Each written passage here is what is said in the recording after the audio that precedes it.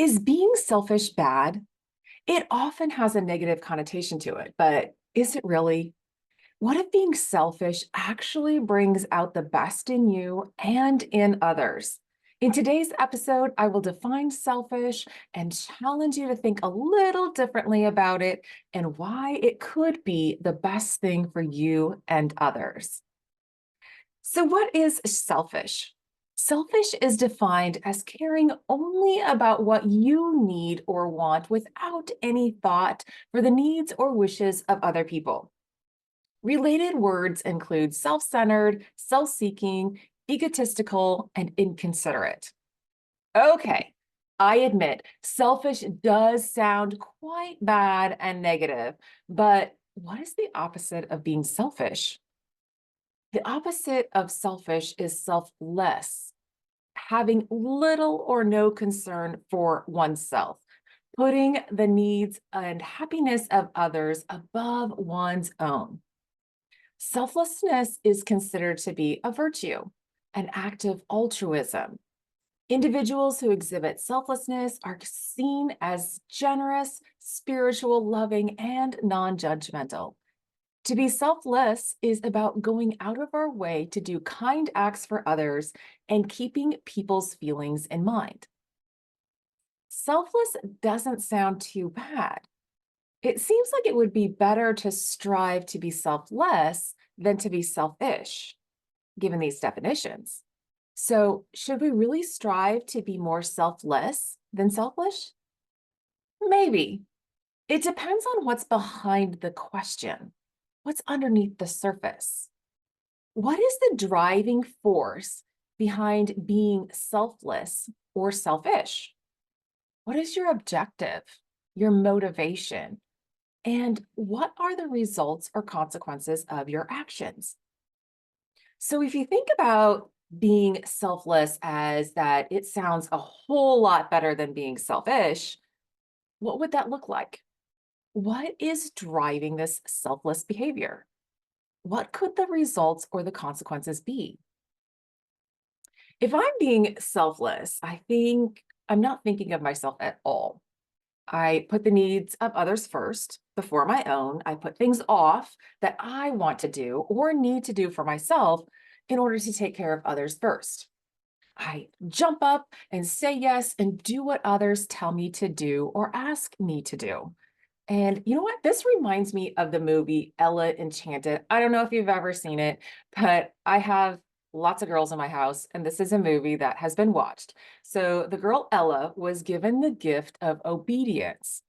Whenever someone told her to do something, she immediately stopped what she was doing and did what she was told, even if she didn't want to, and even if it meant going against what she knew was right. So, what are the consequences of being too selfless? One, you can't say no. And when you can't say no, you get burned out because you give all you have to others, which can kind of like have others take advantage of you or manipulate the circumstances because you are doing so much. And with that, you don't have any dreams of your own for yourself, what you need or want. You're always thinking of others first. And this can lead to being physically, emotionally, and mentally sick.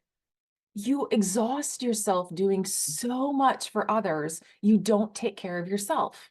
You get tired and run down, and this makes you more prone to health issues and diseases. And you can also get bitter, angry, frustrated, and resentful. This doesn't sound very positive to me. How about you? What about being selfish? What is the motivation or driving force behind selfishness? I think of selfishness a little differently. I'm not talking about the selfishness of being like an arrogant person that, like, I'm the best, or a narcissist. No, I think of it a little bit differently. I think of being selfish as really knowing myself well, knowing what it takes to operate or function at my very best, and knowing what I do that inhibits me from functioning well, very well. So, what do I choose to do that prevents me from functioning well? And I also think of being selfish as taking personal responsibility and control over the things that I can control, like my thoughts, my feelings, and my responses.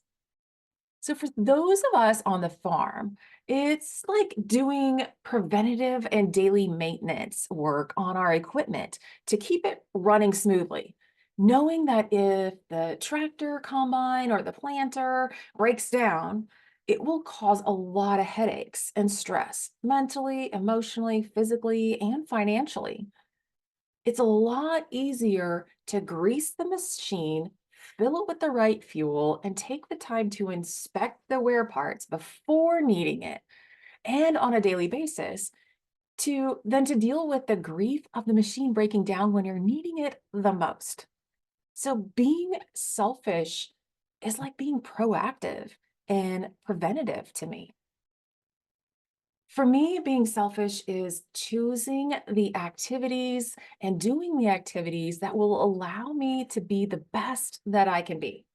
It's constantly striving to become better, to push myself and challenge myself to gain the knowledge and the information so that I can operate to the best of my abilities.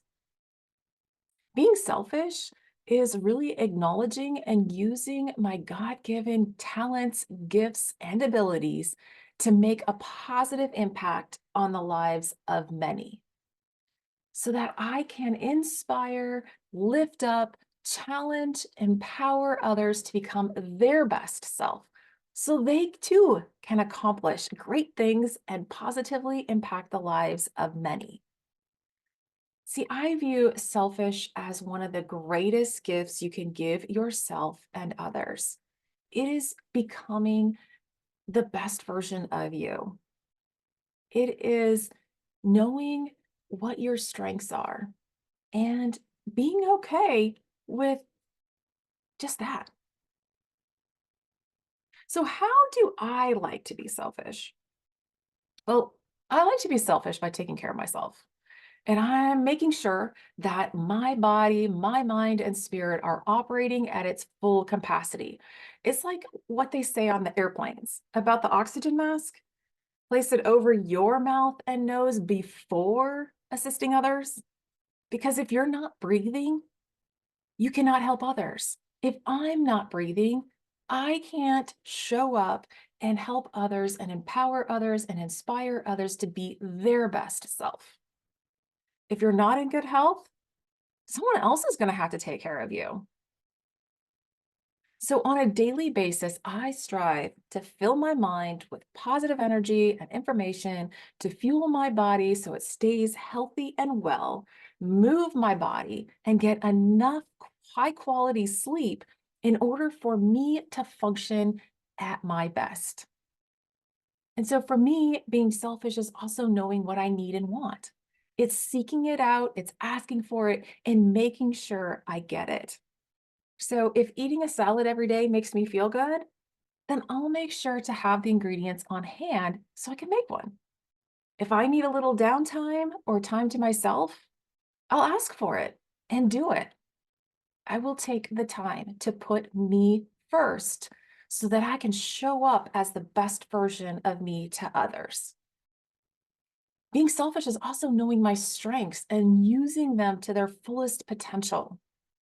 It's like shining my light and doing what I'm good at without downgrading it. So I have this natural tendency or gift, as you can say, to see errors in print copies, like in books, magazines, on forms and newspapers, anything printed. The errors, whether it's grammatical or a typo or using a word wrong in a sentence, it just jumps off the page at me. And when appropriate, I will take the actions to get them corrected, but not always is it appropriate it's in a book or in a magazine or in a newspaper. I'm not going to call that out, but it's just one of my strengths. And how can I use that to my fullest potential? Well, Recently, we were, I'm on a collaborative book project and it's going to be launching here September 9th, which is coming up here shortly. And I just made a point to read every of the author's stories in the books and to make sure that, there weren't any grammatical errors. Now, granted, I don't catch them 100% of the time, but I do catch a lot. So, and it's very much appreciative. If we're using a typo or if we're using a wrong word in a sentence, it might be a word, but it might not fit in a sentence.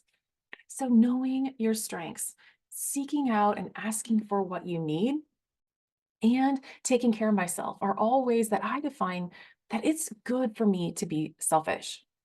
So what are the consequences of me choosing to be selfish?